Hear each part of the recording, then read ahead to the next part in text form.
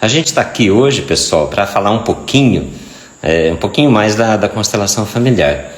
Para a gente falar de um movimento muito específico da constelação, falar das ordens do amor, que é um ensinamento, um aprendizado que Bert Hellinger deixou para nós, que se trata de uma postura, de uma maneira da gente olhar para os nossos relacionamentos, para a maneira como a gente relaciona para as pessoas. E é muito importante a gente conhecer essas ordens que Bert Hellinger trouxe para a gente, deixou para a gente, depois do falecimento em 19 de setembro de 2019. Ele deixou um legado muito grande para a gente, de muitos aprendizados, de muitas mensagens, de muitos saberes. E aí estou aqui para compartilhar um pouquinho com vocês aqui esses ensinamentos. Vou adiantar para vocês que eu tenho uma dificuldade aqui em conseguir ler as perguntas, mas vou tentar ler. Se alguém quiser fazer uma pergunta, colocar aqui, eu vou tentar ler certinho para poder compartilhar a resposta com vocês, tá bom? Então vamos lá, pessoal. O que eu gostaria de trazer para vocês hoje aqui, nesse nosso bate-papo, não é uma aula, é só um bate-papo, tá? Sobre aquilo que o Bert deixou para a gente, desse ensinamento que ele deixou para a gente. As ordens do amor. Normalmente as pessoas perguntam assim, né? Por que ordens do amor? O que ele quis dizer com ordens do amor? Exatamente o que ele queria trazer para a gente, que são princípios, que são leis naturais da vida que regem os nossos relacionamentos. E o Bert costumava sempre dar um exemplo, que essas ordens que vigoram dentro dos nossos relacionamentos são muito semelhantes àquelas ordens que também a gente já conhece, né? Que, por exemplo, a lei da gravidade. Então a gente sabe que ali existe algo em que a gente não pode fazer diferente. Não adianta a gente contestar, né, que a lei da gravidade existe. Basta a gente dar um salto, a gente vai cair de novo, a gente vai descer para o solo novamente. Então, por mais que a gente tente contrariar essa lei, essa ordem da gravidade, do sistema gravitacional, não é possível, porque vai acontecer, invariavelmente isso vai acontecer. As ordens do amor, essas leis sistêmicas que o Bert traz para a gente, elas falam sobre essas ordens nos relacionamentos. Então essas ordens, o Bert, essas compreensões, ele trouxe, ele desenvolveu a partir da experiência dele quando ele foi professor, quando ele foi diretor de escola, junto a uma tribo Zulu, na África do Sul. Quando ele se ordenou padre, no início da sua vida religiosa, ele era filiado à ordem de Marian Hill, e aí ele foi designado para fazer o seu trabalho numa tribo, que é a tribo Zulu, na África do Sul.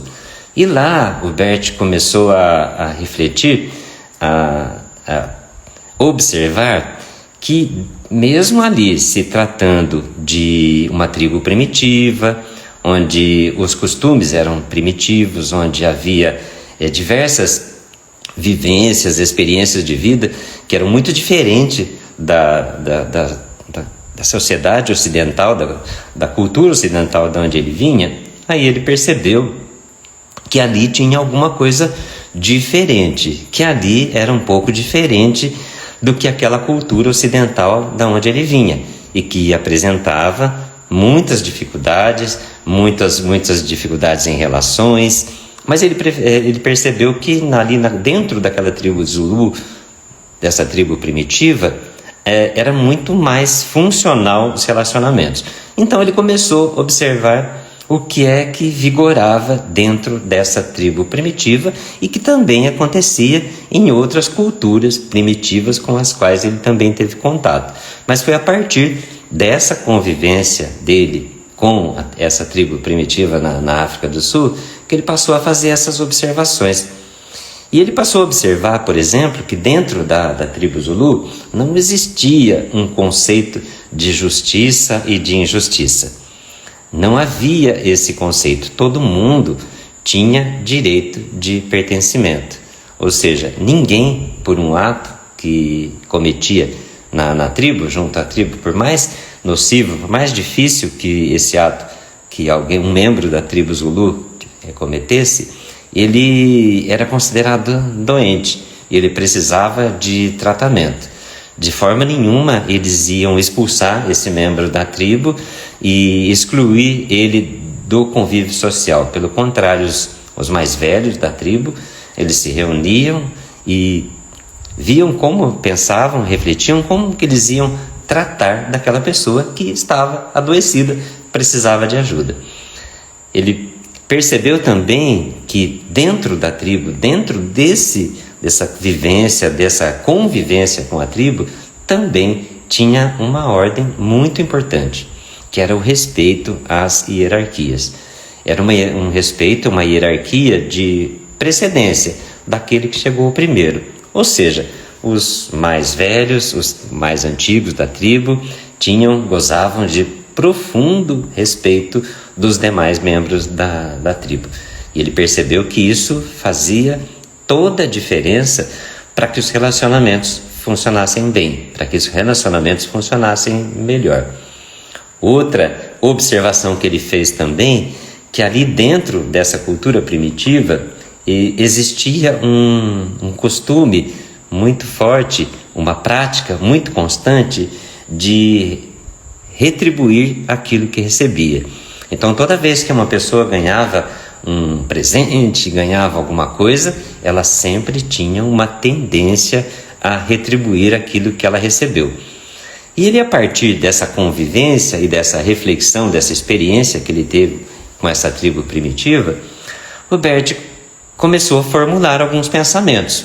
Ainda como padre, ele formulou algumas reflexões. Ele percebeu que ali havia uma ordem, uma lei primitiva, uma lei natural que não permitia ninguém ser excluído da tribo Zulu. Então ali vigorava uma ordem de pertencimento, uma necessidade de que todos tinham que pertencer, ninguém poderia ser excluído. Assim como na hierarquia, ele percebeu que esse respeito às hierarquias, aqueles que chegaram primeiro, aquele que chegou primeiro, o Bert percebeu que também isso era muito positivo dentro do relacionamento daquela tribo primitiva. E, por terceiro, a lei que ele propôs, esse ensinamento que ele propôs, essa compreensão que ele trouxe para a gente, que é o equilíbrio e a compensação, ele percebeu que fazia toda a diferença, porque sempre quando alguém recebia alguma coisa, ele se sentia movido, ele se sentia compelido a retribuir aquilo que ele havia recebido. Então, a partir dessa observação, o Bert começou a formular essas primeiras compreensões, que a princípio ele chamou ordens do amor. Depois ele passou a chamar de princípios básicos da vida.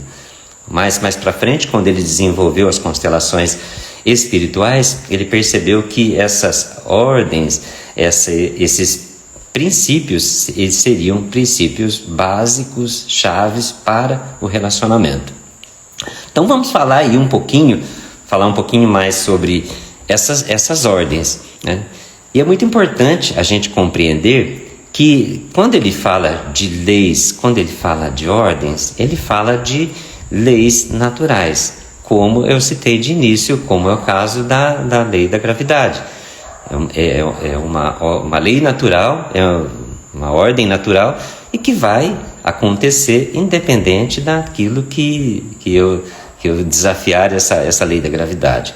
Então, mesma coisa com as ordens do amor, ele percebeu que por mais que a gente tentasse olhar que elas não vigoravam nos relacionamentos, mas elas acabavam atuando de uma forma e de outra dentro dos relacionamentos da nossa vida.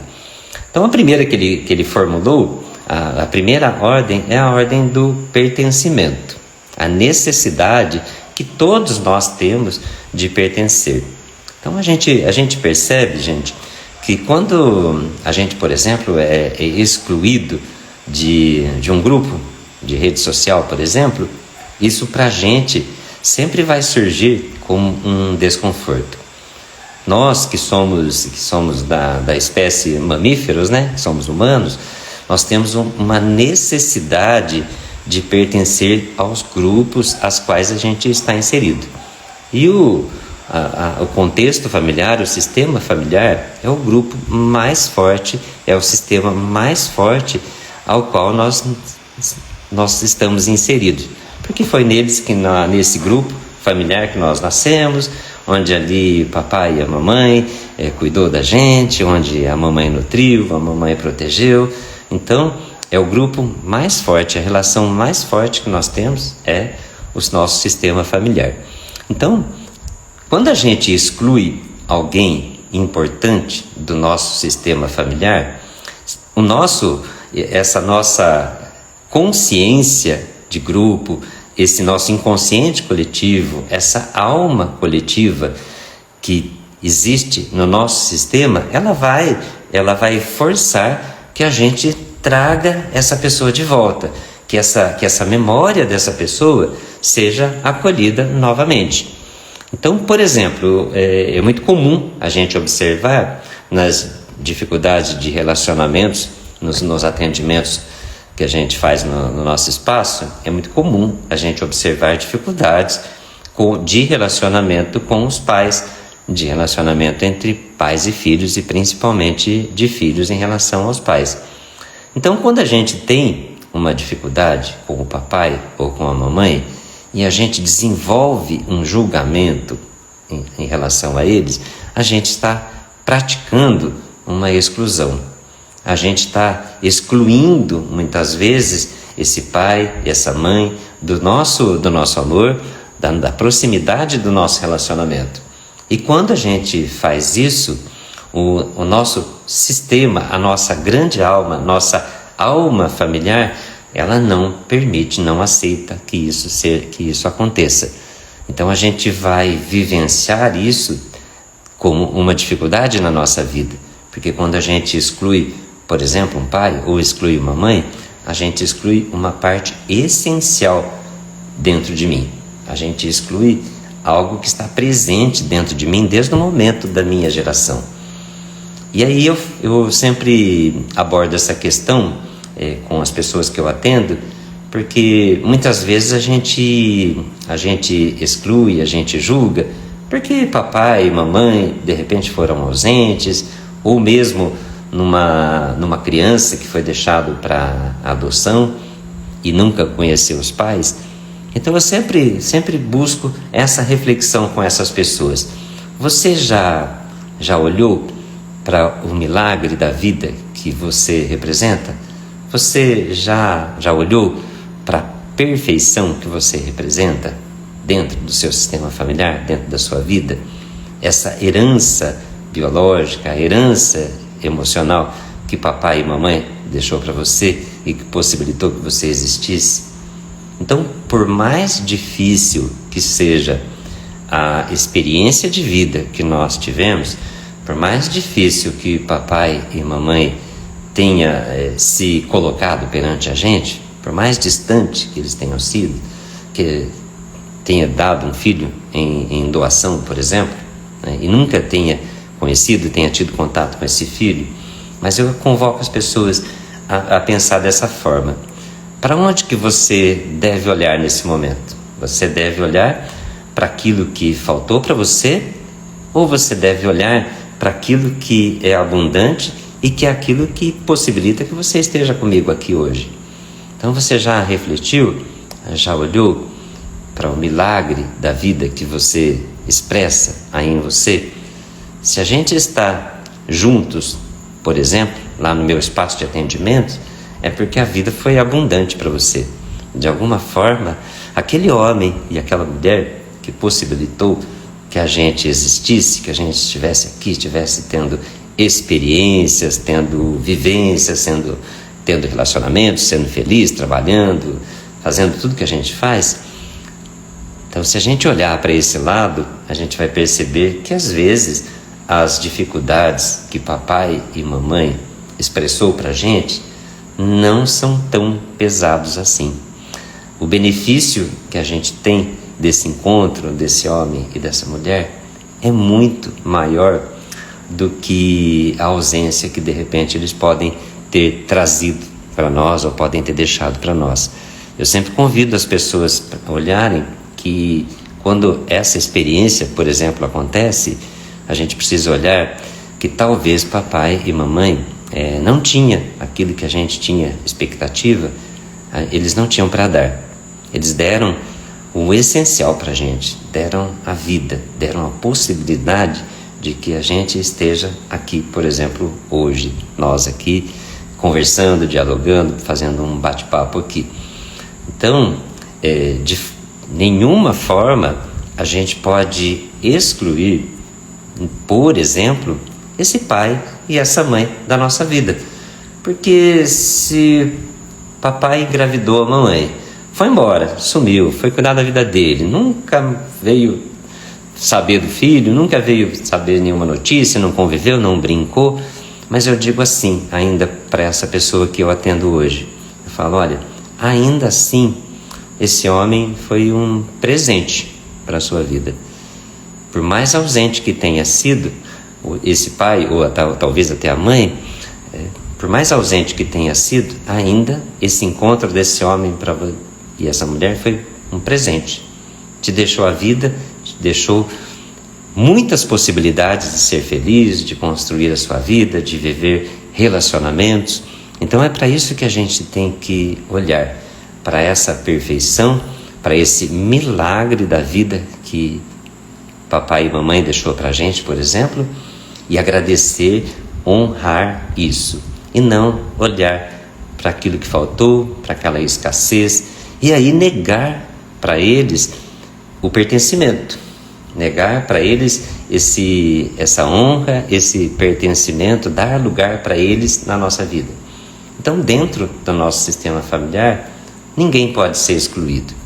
E essas exclusões, muitas vezes, elas se repercutem, elas acontecem de diversas maneiras, né? Muitas vezes a gente exclui também um colega de trabalho, alguém que não é muito simpático, alguém que não é muito agradável, alguém que tem dificuldades e que a gente não conhece a origem. Então, a gente tem uma necessidade muito grande de pertencimento. Tudo aquilo que a gente exclui por um julgamento que a gente tem dentro da gente. E Carl Gustav Jung, ele dizia assim, né? Que tudo que aquilo que a gente rejeita, aquilo que a gente não aceita, a gente aprisiona com a gente. Tudo que a gente tem dificuldade em aceitar, a gente aprisiona. Rejeição é aprisionamento. Aceitação é liberdade. Então a gente, por mais difícil que papai e mamãe tenha sido, a gente tem que dar lugar para eles dentro do nosso sistema familiar. Interessante, né, que antes da pandemia, uns 2 anos atrás, eu fiz um atendimento. Uma pessoa ligou para mim lá de Santa Catarina, uma mãe ligou para mim e ela me pediu para fazer um atendimento para o filho dela. E esse atendimento tinha um propósito, tinha um objetivo. Ela queria que levasse para o filho, preparasse o filho para ele receber a notícia de que ele não era filho biológico do pai. O pai que ele conhecia como pai era um pai adotivo, na verdade. Não era um pai biológico. Só que ele, com 26 anos de idade, 27 anos mais ou menos, ele nunca tinha tido essa notícia. Ele tinha uma percepção, ele tinha uma desconfiança muito grande que ele não era amado, não era querido pelo pai, tinha uma dificuldade de relacionamento muito grande pelo pai, porque ele achava que o pai não gostava dele, então que o pai não tinha identificação com ele, que o pai não o amava, que o pai não o queria como filho. Então, dentro dessa vivência, dessa experiência, o que é que ele fez? Ele excluiu o pai do relacionamento, ele excluiu o pai da vida dele. E a partir do momento que ele excluiu, negou esse pertencimento para o pai, ele passou a ter várias dificuldades na vida dele. Dificuldade com relação aos irmãos que ele teve da união da mãe com esse homem, a dificuldade que ele passou a ter no relacionamento, um relacionamento que foi extremamente tóxico com a companheira dele, inclusive com violações, com abusos sexuais em relação a ela. Mas para ele era como se ele se sentisse rejeitado. E como ele se sentia rejeitado, ele excluía o pai e tinha uma necessidade muito grande de ser aceito pelas outras pessoas. E isso trazia muitas dificuldades para ele nos relacionamentos. Então, para ele, o que vigorava, o que vigiu para ele, o que aconteceu com ele, é que ele, por não se sentir amado, ele excluiu o pai do relacionamento. E aí foi muito interessante que quando a gente trabalhou essa questão, quando a gente refletiu, quando a gente trouxe para ele, aos poucos, né, dentro de várias e várias sessões, esse preparo, essa aceitação de que aquele homem que ele conhecia e que ele tinha como pai biológico, que de fato não era o pai dele, era um pai adotivo. E trabalhou-se também muito para ele aceitar o pai biológico, mas não aceitar na vida prática. Por exemplo, que ele não se sabia mais aonde o pai havia ido prosseguir a sua vida. Mas ele conseguiu fazer esse trabalho dentro do coração dele. Ele conseguiu reconhecer isso que a gente falou de início.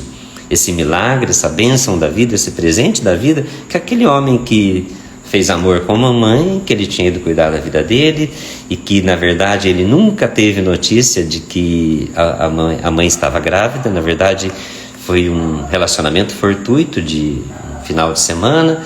A mãe engravidou e quando ela descobriu que estava grávida, ela foi procurar aquela pessoa com quem ela teve relacionamento.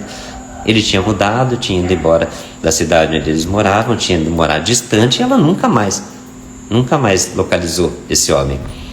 E aí, esse que era o pai adotivo dele, ele tinha sido um namorado anterior da mãe, e ele colocou para ela assim: não, casa comigo, porque eu assumo o garoto como meu filho. E realmente, ele se esforçou muito para criar, educar esse menino como se fosse filho dele. Porém, o menino não sentia toda essa empatia, todo esse amor dele.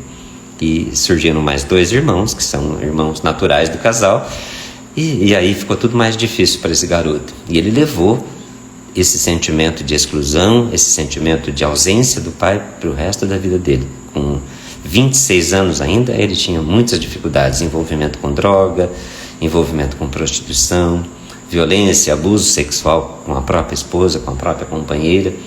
E foi assim espetacular, porque quando a gente conseguiu trabalhar tudo isso com ele, ele conseguiu dar o pertencimento, dar o lugar para o pai biológico dele e também para aquele pai que adotou ele, que tomou para si essa missão, esse propósito de educar uma criança. Ele passou a reconhecer o quanto aquele homem tinha sido importante para a vida dele, que mesmo ele não sendo filho biológico, ele tomou para si essa responsabilidade. Isso é uma coisa muito bonita, né? Uma atitude muito bonita de você tomar para si a missão de educar, de criar, de dar lugar para uma criança que, né, não é seu filho. Isso é muito bonito. Eu acho que a gente não precisa, de forma nenhuma, querer substituir o pai e a mãe, ou a mãe biológica. A gente pode tomar o lugar como um pai de adoção, como um pai adotivo, um pai afetivo, que o efeito acaba sendo muito positivo. A segunda lei, o segundo princípio básico da vida que o Bert deixou para a gente, fala exatamente da hierarquia dentro do sistema familiar. E é interessante a gente refletir um pouco sobre isso, porque, por exemplo, outro dia eu vi numa live alguém contestando alguns pensamentos que o Bert deixou para a gente, alguns ensinamentos. E nesse quesito da hierarquia, ele colocou assim que o Bert havia pregado uma hierarquia uma hierarquia, vamos dizer assim, algo voltado mais para o militar. Eu mando e você obedece. Quem chegou primeiro tem todos os poderes de mandar e as demais pessoas têm que obedecer simplesmente. E na verdade não é isso que o Bert propôs para nós e aquilo que ele observou dentro lá da tribo Zulu. O que o Bert observou lá era uma hierarquia, e o que ele sempre propôs é uma hierarquia de respeito, de honra, de agradecimento. Nada a ver com uma hierarquia militar. Ou seja, é uma ordem de precedência, é a ordem de respeito por aquele que chegou primeiro, por aquele que tem precedência dentro do nosso sistema familiar.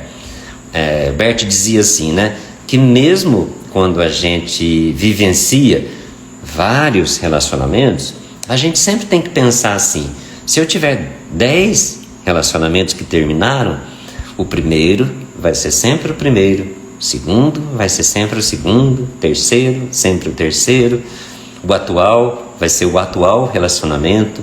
E ele fala isso no sentido de quê?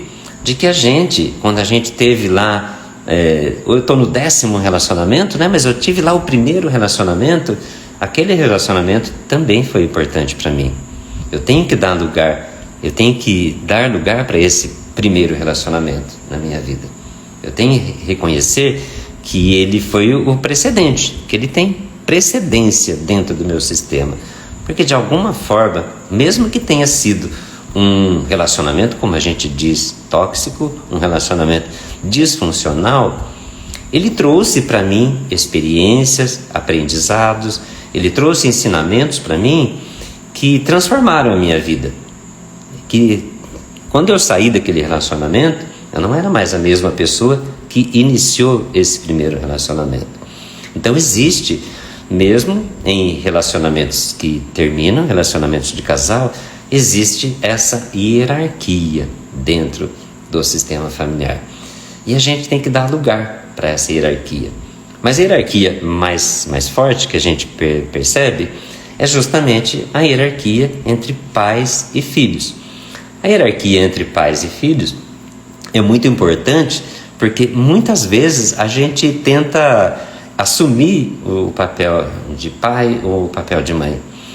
E a gente percebe nos atendimentos que isso acaba sendo muito comum, porque quando os pais, por exemplo, envelhecem, quando eles passam a ter dificuldade de saúde, quando eles passam a exigir mais naturalmente dos filhos, mais cuidados, muitas vezes esses filhos, eles se colocam acima dos pais. E isso não é natural da gente acontecer, porque o que está acontecendo, o que está vigindo nesse momento, é um movimento de amor em relação àquele pai e àquela mãe. Mas a gente precisa observar que esse amor não pode ser um amor cego, aquele amor que não vê. Eu preciso, mesmo quando o meu pai e a minha mãe envelheceram, mesmo quando eles se tornaram idosos, já estão mais senis, já não conseguem decidir por si mesmo, a gente tem que ainda assim olhar para eles com respeito, com admiração, com agradecimento, olhar dando o lugar para eles nessa hierarquia, que eles são maiores que a gente. Eles nos deram algo que a gente nunca vai conseguir retribuir. Papai e mamãe deu para nós a vida. Então eu nunca vou conseguir retribuir isso para o meu pai ou para minha mãe. Por mais que eu me esforce, por mais que eu me dedique a eles, quando eles se tornarem velhinhos e precisarem de cuidados pessoais, então eu nunca posso determinar, tomar essa posição de mandar o que o papai e a mamãe têm que fazer. Porque quando eu determino, eu começo a mandar que eles têm que fazer isso, aquilo, ou tomar diversas atitudes, o que é que eu faço? Eu vou acima deles. E acima do papai e da mamãe são os nossos avós. Eu tomo um lugar que não é meu. Eu deixo de observar essa hierarquia. Por mais idosos, por mais senis que nossos pais se encontrem naquele momento, dentro do nosso sistema familiar vai ficar essa memória dessa violação, desse princípio básico da vida, dessa lei da nossa natural da vida e dos nossos relacionamentos, e que vai ficar aquela memória dessa dor, desse desrespeito, de que eu não estou honrando, não estou agradecendo, não estou respeitando o papai e a mamãe como aquelas pessoas que chegaram antes de mim e que me deram a vida. E aí isso é muito, muito comum que isso aconteça, muito, muito mesmo.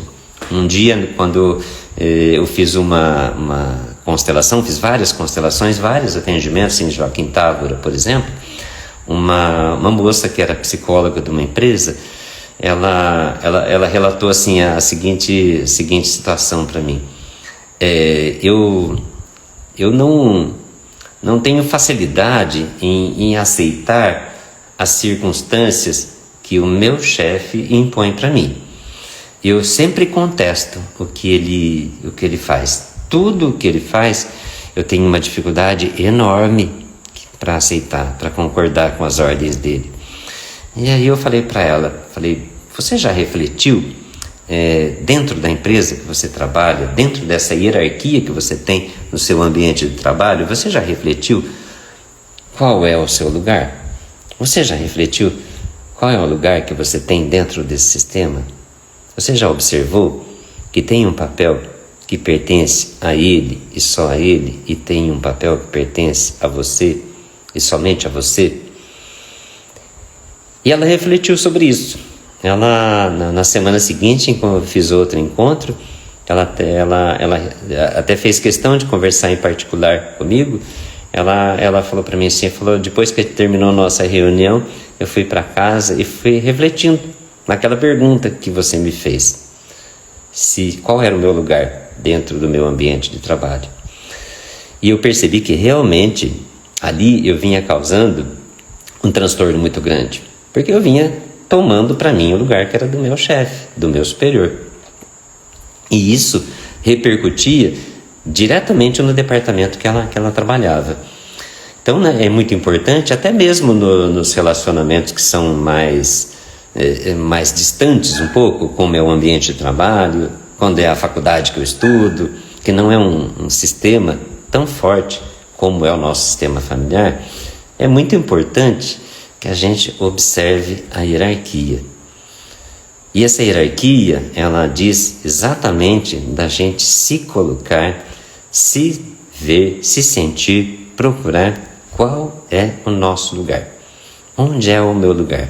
Toda vez que você sentir que você tiver dificuldade em se ver diante de algum conflito, pergunte sempre para você mesmo: estou diante de um conflito, mas qual é o meu lugar? Onde é o meu lugar nessa experiência que está acontecendo? Qual é o meu lugar? Qual é o meu papel? E a constelação familiar é interessante, né?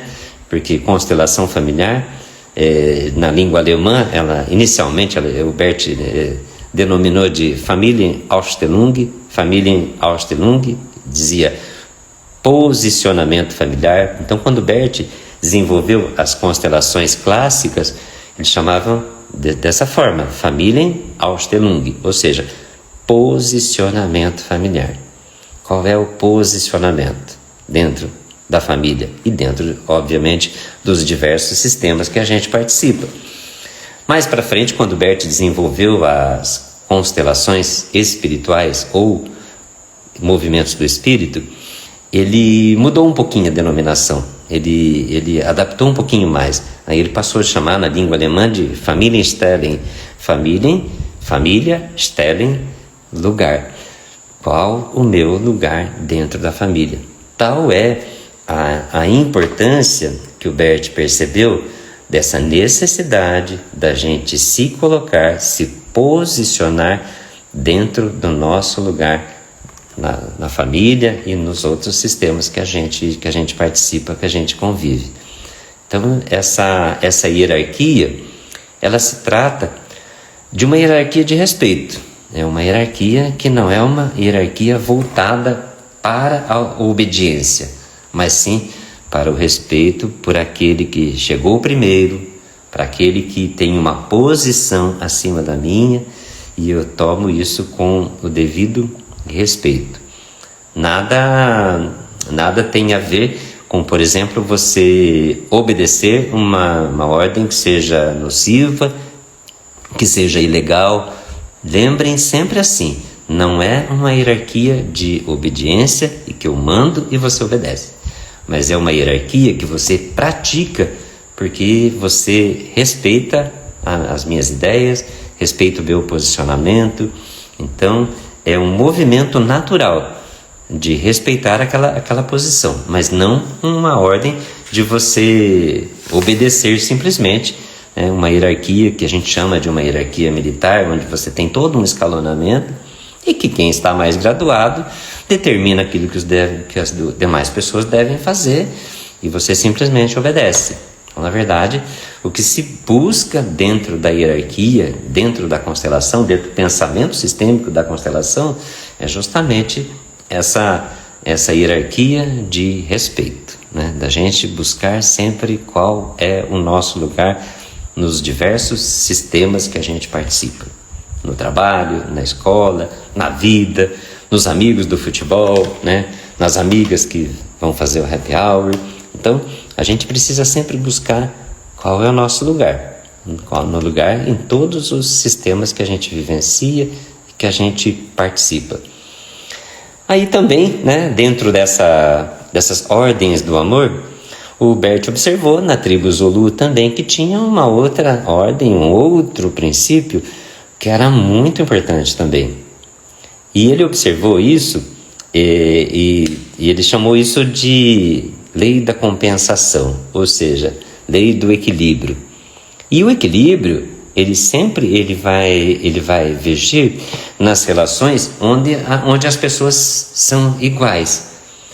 Interessante a gente trazer aqui que numa relação hierárquica entre pais e filhos, o equilíbrio nunca, jamais, gravem bem isso, o equilíbrio nunca vai ser possível.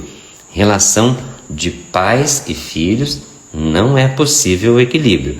A gente até fala assim, em tom de brincadeira, né? Onde existe a hierarquia, onde entra a hierarquia, o equilíbrio sai pela janela. Não existe. Porque aquilo que papai e mamãe deixou pra gente, deu pra gente, legou pra nós, jamais a gente vai conseguir retribuir. Papai e mamãe nos deu a vida, nos deu a possibilidade de estar aqui. Então jamais a gente vai conseguir dar a vida para os nossos pais. A gente não vai conseguir dar à luz, parir os nossos pais, né? Não vai acontecer, não vai ser possível a gente fazer isso.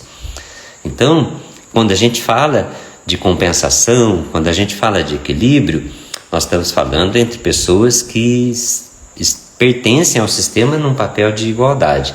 Ou seja, vige essencialmente dentro do relacionamento de casal. O que é importante dentro de uma relação de casal? É o equilíbrio entre o dar e o receber. Essa troca que a gente faz nos nossos relacionamentos diários e cotidianos, em que eu recebo algo da minha esposa, eu fico em débito com ela, ela se sente um pouquinho mais acima de mim porque ela fez um jantar, por exemplo, me deu um presente, e aí eu me sinto, e o meu movimento deve ser de compensar, de retribuir, de dar algo para ela que é um pouquinho mais do que aquilo que ela me doou. E aí ela se sente feliz, se sente vista, se sente contente com aquilo, e aí ela retribui e dá um pouquinho mais do que aquilo que eu também doei para ela. E quando esse movimento do dar e o receber ele vai acontecendo, a relação de casal cresce junto. Quando falta essa compensação, quando falta esse equilíbrio dentro do relacionamento de casal, o que acontece? Há o distanciamento. O marido fica aqui quietinho, a esposa lava, passa, cozinha, trabalha fora, cuida das crianças, lava o quintal, arruma a cozinha, passa a roupa. O que aconteceu? mãozinha aqui, ó, sumiu da tela. A distância cresceu tanto que esse aqui de baixo perdeu de vista essa pessoa. Essa pessoa que está aqui em cima, ó, ela perdeu de vista esse aqui que está aqui embaixo.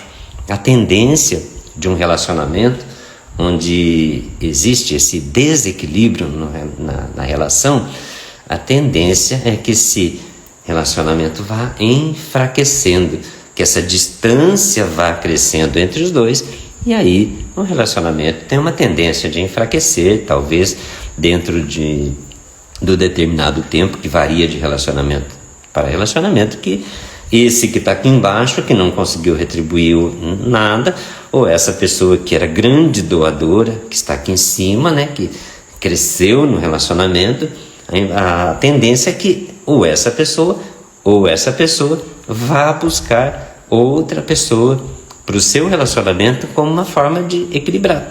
Ela precisa de alguém que está no mesmo movimento dela. É por isso que as separações acontecem, por isso que muitas vezes acontecem as infidelidades. Por quê? Porque existe esse distanciamento entre o casal. Um deu demais, o outro não soube retribuir, não foi capaz de retribuir, a relação se distanciou, ambos não se veem mais. Tem até um poema interessante, né, do Albert Camus, né? Ele fala assim, falando sobre o relacionamento de casal, ele fala assim: não caminhe na minha frente, porque eu posso perder você de vista. Não caminhe muito atrás de mim, porque eu posso pisar em você. Caminhe ao meu lado, caminhe junto comigo. Então o Albert Camus foi muito sábio nesse poema dele. O poema tem mais versos, mais estrofes, né? Mas fala justamente desse desequilíbrio no relacionamento de casal, que ambos precisam caminhar juntos, né?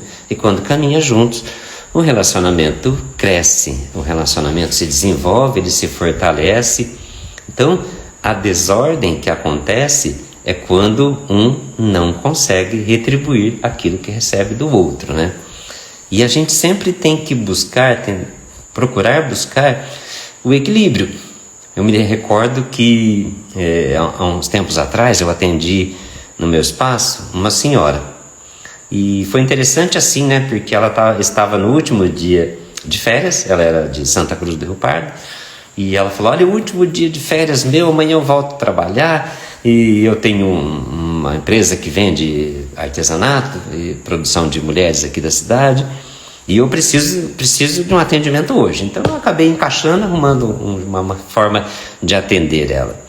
E ela chegou para mim assim, e não precisou nem fazer uma constelação para cuidar disso dela, porque ela, naquele bate-papo que a gente faz inicial, né? Ela falou para mim assim, perguntei para ela: o que acontece com você? O que tem incomodado você? Ela falou: olha, é o seguinte, eu acabei de completar 70 anos de idade, sou aposentada, ainda trabalho, tenho um marido e tenho um filho em casa, ninguém faz nada para mim, eu faço tudo, eu cozinho, eu lavo roupa, eu passo roupa, deixo tudo pronto para eles, e eu percebi agora que eu estou fazendo 70 anos, então daqui um pouco eu estou ficando mais velha ainda, e quem é que vai cuidar de mim quando eu tiver mais dificuldades? Se ninguém hoje faz nada para mim, quem é que vai cuidar de mim quando eu envelhecer um pouquinho mais? Aí eu falei para ela: você está percebendo que o que está acontecendo com você é um desequilíbrio? O seu relacionamento está desequilibrado? Você está doando demais para esse filho e para esse marido?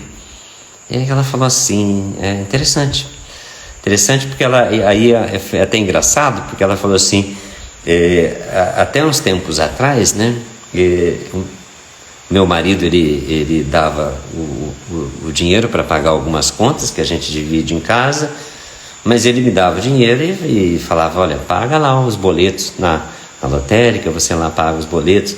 E aí um dia ele percebeu que eu conseguia pagar os boletos no aplicativo, né? E ela falou: então nem isso mais ele queria fazer. Ele queria transferir simplesmente o dinheiro para mim, na minha conta, e eu pagar todos os boletos, fazer tudo através do aplicativo, né? Eu falei para ela, é engraçado isso, né? Porque, na verdade, acaba acentuando mais esse desequilíbrio. Porque ela, além de tudo, ainda ela tinha aqui todas as tarefas domésticas que ela se sentia obrigada a fazer, né? E fazia isso e não se sentia bem. Eu falei para ela, olha, eu vou te propor talvez uma solução, veja se você consegue. Falei para ela, olha, faz assim, não, você pode pagar os boletos para ele no aplicativo do seu celular, pode fazer isso para ele, mas pede para ele compensar você de alguma forma. Pede para ele se de repente ele não pode, sei lá, lavar uma louça, arrumar uma cozinha, lavar um quintal. Busca uma forma de compensação. Eu falei para ela, busca uma forma em que você se sinta compensada nisso que você está fazendo, nisso que você está doando para ele e para o seu filho. Eu falei, é muito importante que você se sinta compensada, que aquilo que você está fazendo tem uma compensação. Isso é muito importante que você consiga fazer isso. Aí ela refletiu, ela pensou, ela falou, nossa, tem várias maneiras que ele pode me compensar. Falei, verdade, né? Eu falei, coloca isso em prática na sua vida e você vai ver que vai mudar. Aí, um mês depois, ela mandou uma mensagem para mim e ela falou, olha, estou seguindo aquele conselho que você passou para mim. Eu estou dividindo as responsabilidades para ele. Eu estou ainda pagando os boletos lá no aplicativo, tudo bem. Mas eu estou pedindo para ele que compense para mim de uma outra forma. Eu estou cobrando dele algumas outras atitudes, algumas outras posturas. Então, é muito importante que dentro do relacionamento de casal haja essa compensação, haja esse equilíbrio. Ivan Borzomeni-Nagy, anos depois da experiência do Bert na tribo Zulu, ele é um psicoterapeuta húngaro-americano, porque ele nasceu na Hungria e se educou nos Estados Unidos. O Ivan Borzomeni-Nagy tem 2 obras assim que são importantíssimas dentro do pensamento sistêmico e que o Bert adotou também para as constelações. Que uma delas, o nome é muito sugestivo, que ela fala assim, entre o dar e o receber, ou seja, fala diretamente desse dar e receber, dessa compensação dentro do relacionamento de casal. E outra é as lealdades invisíveis, que o Ivan também compreendeu como psicoterapeuta, que a gente repetia padrões dentro do nosso sistema familiar, por lealdade a alguns membros do nosso sistema que não foram vistos. E o Ivan, interessante que ele usava uma expressão um pouco diferente do que o Bert colocou para a gente, mas o Ivan Borzomeni-Nagy, ele, por exemplo, ele propunha um pensamento assim, uma metáfora, né? Ele dizia assim que dentro do sistema familiar existia um grande livro de contas, né? De méritos e de dívidas, de justiças e de injustiças. Então, quando há um desequilíbrio entre os méritos e as injustiças, sempre o sistema familiar ele vai cobrar para que haja essa compensação, para que se reequilibre isso. Quando alguém sofreu uma injustiça e essa sensação, essa dívida que ficou na memória do sistema familiar, ficou ali como um peso, ficou como nesse balanço, nesse grande livro de contas que ele fazia, uma metáfora nesse sentido, né? Ficou essa dívida a ser compensada. E aí a gente, ou nós mesmos, ou outra pessoa dentro de uma geração mais futura, ela vai repetir aquele mesmo movimento, buscando uma compensação daquela conta que não foi paga no passado, daquela conta que não foi equilibrada dentro do sistema. Então, por isso que é muito importante que a gente vá buscando esse equilíbrio de contas, esse balanço de contas dentro dos sistemas que a gente participa, que seja equilibrado. Que a gente não deixe, não plante, não torne possível uma memória de injustiça, de méritos menores do que merecimentos. Então é importante que a gente vá equilibrando isso tudo dentro do nosso sistema familiar. E eu acho que é isso que eu tinha para compartilhar com vocês hoje, para não ficar muito tarde, é quase 9 horas, né? Então eu acho que seria hoje isso que eu tenho para compartilhar com vocês. A constelação familiar, ela é um aprendizado de vida muito grande. O Bert, ele sempre dizia assim, né? Que a constelação familiar não é um método, uma técnica terapêutica, mas o Bert sempre colocava assim para a gente que é uma postura de vida, uma maneira da gente se colocar na vida e nos relacionamentos. Então eu falo para as pessoas que sempre me perguntam o que é constelação, como é que é esse método, essa técnica de constelação familiar. Eu falo, olha, não é um método, não é uma técnica em que você vai executar essa receitinha de bolo, você vai juntar todos os ingredientes e vai dar um determinado resultado. Você juntou farinha, ovo, leite, laranja e no final você mistura tudo, leva no forno e vai sair um bolo de laranja. Na constelação familiar não existe essa receita de bolo. Ela é uma postura, uma maneira de você se colocar na sua vida e nos seus relacionamentos, tentando sempre observar esses princípios básicos da vida, que o Bert de início lhe deu o nome de ordens do amor, né? Então é preciso que a gente tenha essa consciência de que existem essas leis sistêmicas, né? Até anteriormente de ordens do amor ele chamou de leis sistêmicas, né? Ou seja, são leis naturais e que vão reger os nossos relacionamentos e que vão forçar situações que podem ser funcionais e podem ser disfuncionais. Então, quando eu olho para a constelação como uma filosofia, um pensamento de vida, eu também olho para me posicionar dentro do sistema com observação ao pertencimento, à hierarquia, ao equilíbrio. E quando eu consigo observar tudo isso, os meus relacionamentos vão ser mais plenos, eles vão ser mais amorosos, eles vão ser mais abundantes, eu vou ser mais feliz nas minhas relações. Eu vou conseguir, através do pensamento das constelações, de adotar uma postura diferente, eu vou ter uma vida mais funcional, uma vida mais plena, uma vida mais feliz. Então é isso, pessoal. Eu não sei deixa eu ver se eu consigo ver aqui se alguém colocou alguma pergunta, né? Mas eu vi que a Janice colocou assim: mas nós precisamos pagar as contas do passado? Olha, Janice, não é que nós precisamos pagar as contas do passado.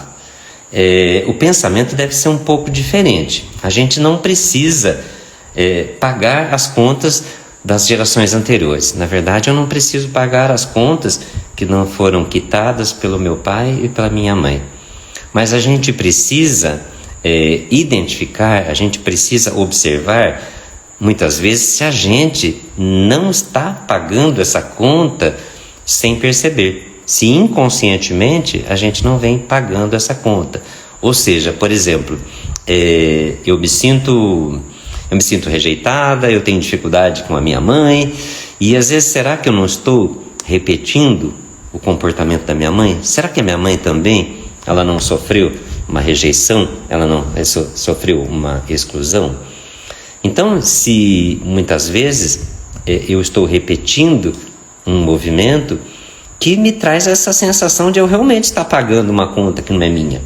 E a intenção não é que Janice, que você pague uma conta que não é sua. O propósito é que você consiga identificar que muitas vezes, naquilo que você está vivenciando, a dificuldade que você vivencia, você já está pagando essa conta. E aí a pessoa pergunta pra gente assim: bom, eu percebi que eu estou pagando uma dívida aí que não é minha, que é dos meus antepassados, das gerações anteriores. O que é que eu faço agora, né? O que eu faço? Se a constelação me ajudou, trouxe essa clareza para mim de que eu estou pagando uma conta que não é minha, o que é que eu faço? Eu falo para as pessoas sempre, eu não canso de repetir isso. Algumas pessoas já ouviram isso de mim aqui. Eu sempre falo assim, faz diferente. Você vai fazer agora a coisa mais simples e mais difícil que você pode fazer na sua vida, é fazer diferente. Fazer diferente daquilo que você já vem fazendo. Porque quando a gente está pagando uma dívida, pagando uma conta que não nos pertence, a gente está fazendo isso de uma forma, muitas vezes, inconsciente. A gente não se dá conta de que a gente está honrando e pagando uma dívida, pagando uma conta que não é minha. Mas quando eu percebo que aquela conta não é minha, eu posso fazer diferente. Eu posso fazer de outra forma. Eu posso viver de uma forma diferente. Eu posso mudar a minha maneira de ser. Entende? Então é isso que é o propósito, Janice. É a gente não assumir pra gente e não pagar conta que não é nossa, tá? Que a gente é uma dívida que a gente não contraiu, mas sim que a gente possa identificar que a gente está inconscientemente repetindo um movimento e pagando uma conta que não é nossa. Deixa eu ver se tem mais alguém que colocou alguma pergunta. A Rose perguntou assim, deixa eu ver. Como obedecer a hierarquia quando os pais delegam para os filhos as decisões? Como obedecer a hierarquia quando os pais delegam para os filhos as decisões? Muitas vezes os pais entregam as decisões para os filhos como uma dificuldade que eles têm na própria vida, na própria experiência de vida deles. Mas aí, quando o pai entrega, ou a mãe entrega uma decisão para qualquer um de nós ou para qualquer um de vocês, aí a pessoa pode perguntar assim para mim, bom, meu pai, ele tá, por exemplo, vou fazer um exemplo para a Rose aqui. De repente, se o meu pai ele está com Alzheimer, ele não tem capacidade mais de decidir nada, ou então ele não consegue mais tomar as decisões por ele mesmo. Então, de uma certa forma, consciente ou inconsciente, meu pai entregou para mim as decisões do que eu devo fazer. E aí, o que é que eu faço? Eu falo sempre para as pessoas assim, olha, você viveu bastante tempo com o seu pai ou com a sua mãe e você sabe o que ela gostaria que você fizesse. Então faz aquilo, toma a decisão que o seu pai e a sua mãe gostaria que você tomasse. Entende? Então, Rose, não é a decisão que a Rose gostaria, que a Rose acha certa para o pai ou para a mãe, mas é a decisão que a Rose sabe que aquela seria a decisão que atenderia aquilo que o pai e a mãe queriam. E aí, você, dentro desse movimento, você está seguindo exatamente o que nós propomos nesse pensamento das constelações, que é você respeitar a hierarquia. Você está respeitando o seu pai, respeitando a escolha, a decisão daquilo que ele gostaria de fazer. Vou dar um exemplo bem bobo aqui, né? Bem banal mesmo, né? Se papai está lá, tá doente, tá incapacitado de escolher até a roupa que ele usa, aí de repente a Rose gosta, é que nem o Eurico, né? Gosta muito de preto, mas o papai odiava preto, porque o preto significava luto para ele, né?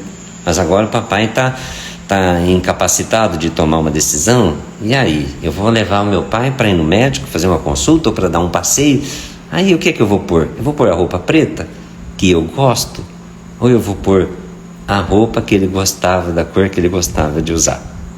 Então é disso que a gente fala, né? Dentro desse pensamento de atender essa hierarquia, é de você respeitar aquilo que muitas vezes você, eu, todos nós sabemos que seria aquilo que o papai e a mamãe, por exemplo, gostaria que eu fizesse.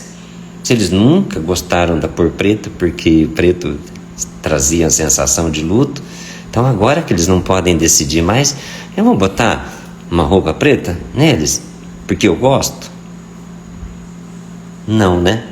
Aí eu estou desrespeitando, desconsiderando aquilo que meu pai não gostava. E eu sei que talvez o que ele preferia. É um exemplo bem banal e corriqueiro, mas eu pergunto assim: se dentro daquela pessoa que não consegue manifestar um desejo, uma preferência, como é que fica, né, se eu não respeito essa individualidade dela? Qual é a memória que fica? Qual que é a memória que fica dentro do sistema familiar? O que é que fica? É que eu estou agora que meu pai ou minha mãe estão velhinhos, não conseguem decidir mais as coisas por ele, mas mesmo assim eu atendo aquilo que eles desejavam, aquilo que eles gostavam, eu tento impor para eles aquilo que eu gosto, aquilo que eu acho certo.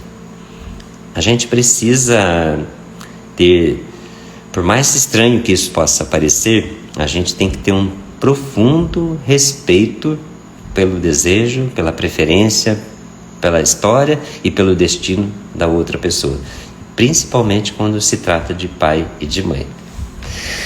Deixa eu ver aqui, mas não tem mais nenhuma pergunta.